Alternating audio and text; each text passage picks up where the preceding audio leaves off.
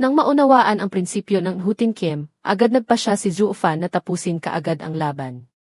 Pagkatapos nito, buong bilis na sumugod sina Wen Tao at Zhou Fan sa isa't isa. Ang resulta, napaatras si Wen Tao ng ilang dosenang metro, habang si Zhou Fan ay nanatiling nakatayo sa kanyang pwesto. Ngunit labis din siyang nagulat dahil ang kanyang killing arm, na dati walang tatalo ay nagawa lamang mapaatras ang kalaban. Muling sumugod si Zhou Fan. Sa pagkakataong ito, hindi na talaga nakapalag si Wen Tao. Napagtanto ng bida na naubusan na ng alas ang kalaban, kaya't sinabi niya kay Wen Tao na kung may iba pa siyang teknik, ilabas na niya, kung wala, sumuko na lang. Pero kung hindi kaya mag-isa, tatawag daw siya ng mga kasama para lumaban. At gayon nga, 10 miyembro ng Sword God Sect ang sabay-sabay na lumitaw. Nagbabala pa siksitayan siyang kay Zhou Fan na mag-ingat dahil napakalakas ng kanilang susunod na atake. Akala mo kung ano, yun pala ay 10 tao na sabay-sabay gagamit ng kanilang Shenhun para makipaglaban hanggang sa huli. Mukhang mapapasubo na talaga si Zhou Fan dito. Si Yelin naman ay masigasig na nagkokomento, "Gitimi, si Zhou Fan ang kalaban ko, bakit kayo nakikisawsaw? Talagang di takot sa baril ang matapang, ano?" Umiling si Gu Qingqiu at napabuntong hininga, seryoso ang mukha, puno ng paggalang ang tingin sa grupo ng Sword God Sect, at sinabing, alam na nilang imposible, ngunit ginagawa pa rin. Para talunin ang isang malakas na kalaban, wala silang kahit katiting na pag-aalinlangan. Ito ang dignidad ng isang martial artist, ang dakilang Dao. Ang 10 taong ito ay tunay na kahanga-hanga. Tumango sina Yanmo at Yelin bilang pagsang-ayon. Sa mga sandaling iyon, maging ang 2 kataas-taasang dragon ay hindi maiwasang mataranta. Iniisip na mula sa masayang usapan ay biglang nagbago ang lahat, halos isugal na ang kanilang buhay. Katangahan ba ito o sadyang katigasan ng ulo? Lumipat ang eksena sa gitna ng labanan. Ang 9 na Sword Soul ay patuloy pa ring umaatake pa itaas. Biglang sumigaw siksitayan siyang, "Zhou Fan, mamaya, kapag ginamit na namin ang atake na ito, kung hindi mo mapipigilan, kailangan mong umiwas. Hindi ka namin hahabulin, ituturing naming sumuko ka na. Huwag kang magmatigas ang ulo at mapahamak ang iyong buhay." Nang marinig iyon ni Zhou Fan, natigilan siya. Inisip niya, kahit alam kong ang atake nilang ito ay tiyak na iayanig sa langit at lupa, at magpapanginig sa mga Diyos at demonyo. Sino ba naman ang magpapakamatay na ilalabas ninyo lahat ang inyong Shenhun para makipaglaban ng ganito kakumpiyansa? Hindi ba kayo natatakot na wasakin ko ang inyong mga Shenhun? Nang makitang tila hindi naniniwala si Zhou Fan, agad nagsalita si Wen Tao, "Kapatid na Zhou, hindi nagbibiro si kapatid Naxi. Kailangan mong pag-isipang mabuti. Sa pagkakataong ito, tatargetin namin ang iyong kahinaan." Pagkasabi nito, agad na bumuo ng hand seal si Wen Tao at sumigaw, "Dunghon Kiem Koong, Diyan." Agad niyang pinalipad ang kanyang Sword Soul sa himpapawid.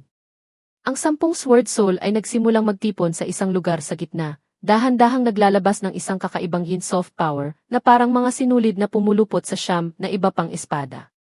Muling sumigaw si Wen Tao. Isang nakakasilaw na puting liwanag ang biglang kumalat sa buong paligid na nagpadilim sa araw sa kalangitan. Nang mawala ang puting liwanag, nakita ng lahat ang tanawin at sila inapanganga sa pagkamangha. Wala na ang 9 na Sword Soul, isa na lamang ang natira. At ang nag-iisang Sword Soul na iyon ay naglalabas ng napakadelikadong aura. Bahagya lang itong gumalaw ay nayanig na ang espasyo sa paligid. Labis na nagulat si Yanmo at napasigaw, "What the hell? Ano nang kalokohan to?" Napabulala sa takot si Supreme by Me, yan ba ang Soul Fusion Technique? Mayroon ngang Soul Fusion Art sa mundo na kayang pagsamahin ang mga Shenhun para maglabas ng mas malakas na kapangyarihan.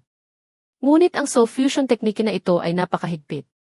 Ang pagsamahin ang Shenhun ng 3 hanggang 4 na tao ay napakahirap na.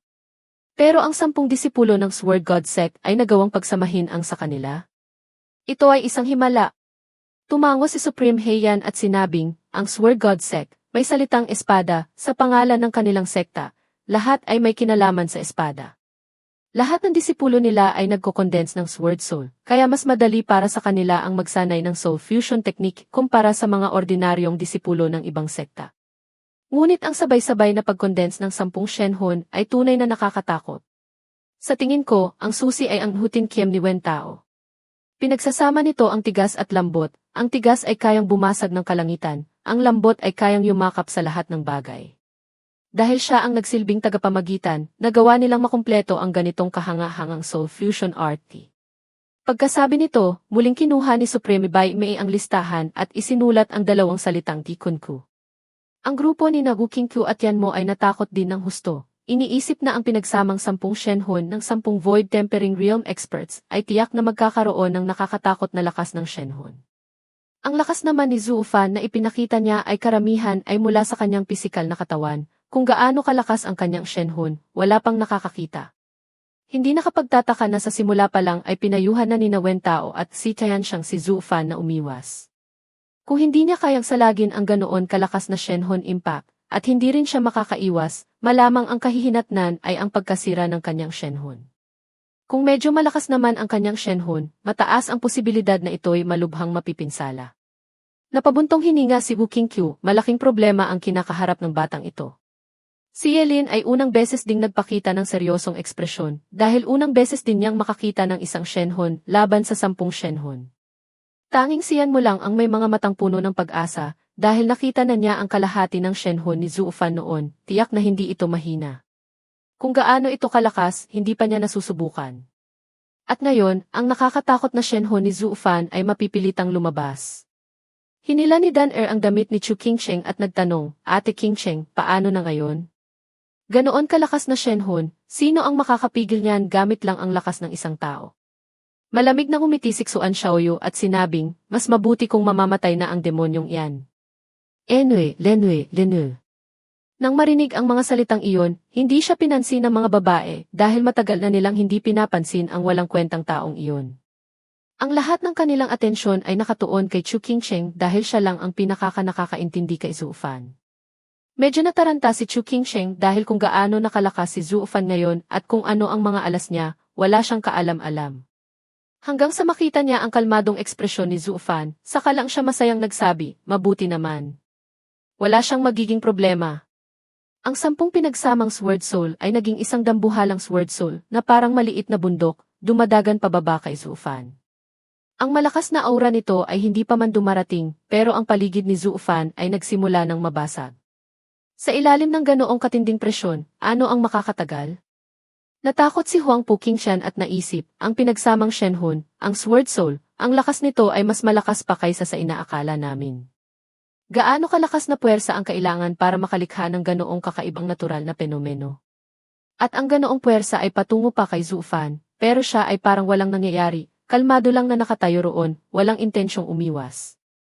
Ang dalawang kataas-taasan ay nagpakita rin ng seryosong ekspresyon, iniisip na ang ataking ito ay yayanig sa langit at lupa, tunay na nababagay sa isang labanang nangangailangan ng pagkakaisa. Sa buong 9-6, marahil walang sinuman ang kayang pigilan ito ng mag-isa. Kahit ang upper 3-6 ay kailangang magtulungan para makipaglaban. Gayunpaman, kung mayroon talagang makakagawa nito, tiyak na inilagay na niya ang kanyang sarili sa hanay ng pinakamagaling sa Western Prefecture, at sa hinaharap ay maaaring palitan pa ang posisyon ni Dan Qingsheng. Nang makitang si Zhu Fan ay nanatiling matatag na parang bato sa harap ng Sword Soul na ito, muling nagsalita si Wen Tao para paalalahanan, kapatid na Zhu, talaga bang ayaw mong umiwas? Umiling si Zhu Fan at sinabing, kung iiwas ako, hindi ba't patunay iyon na sumusuko na ako? Alam mong imposible ngunit ginagawa mo pa rin, kapatid na Wen. Kung kaya mo yan, bakit naman ako matatakot, ha? Sumigaw si Wen Tao, magaling. Tunay na isang lalaki.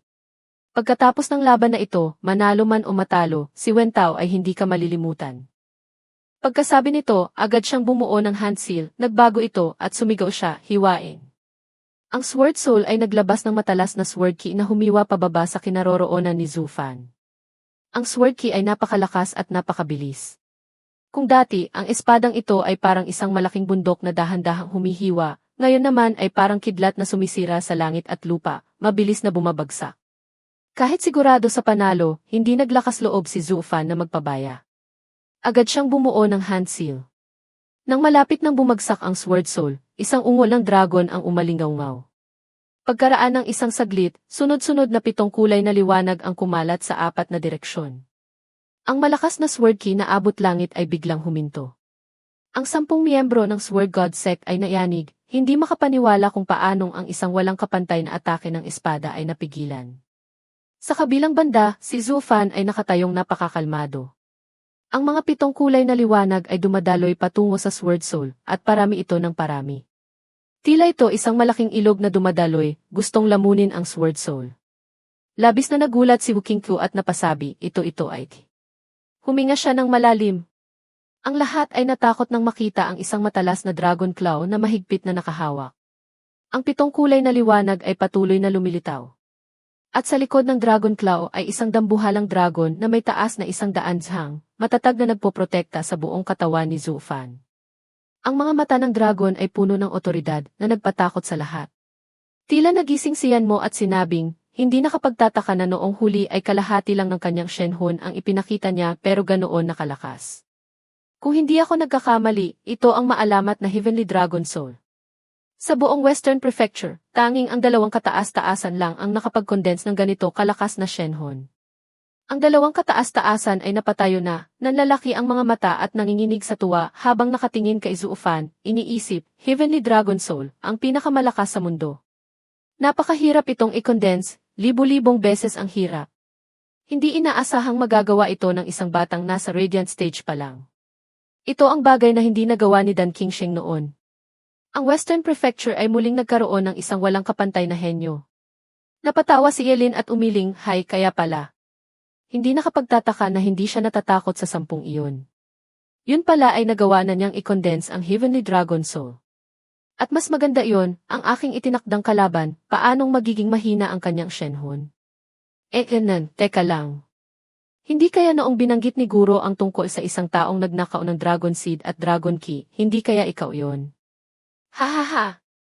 Nang marinig iyon, nagulat si Wu Qingqiu at sinabing, nakababatang kapatid, ano nang sinabi mo? Dragon Seed. Nagpalusot si Elin, wala, sabi ko lang, karapat-dapat ang batang ito na maging kalaban ko. Ha. Nagtaka si Wu Qingqiu at bumulong, nakababatang kapatid, alam kong magaling ka, pero kung gaano ka talaga kagaling, hindi ko alam lahat. Ngayon, inilabas na niya ang Heavenly Dragon Soul. Itinuturing mo siyang kalaban, ano naman ang iyong Shenhun? Misteryosong umiti si Elin at sumagot, sikreto. Hihihi. Basta, malalaman mo rin sa huli.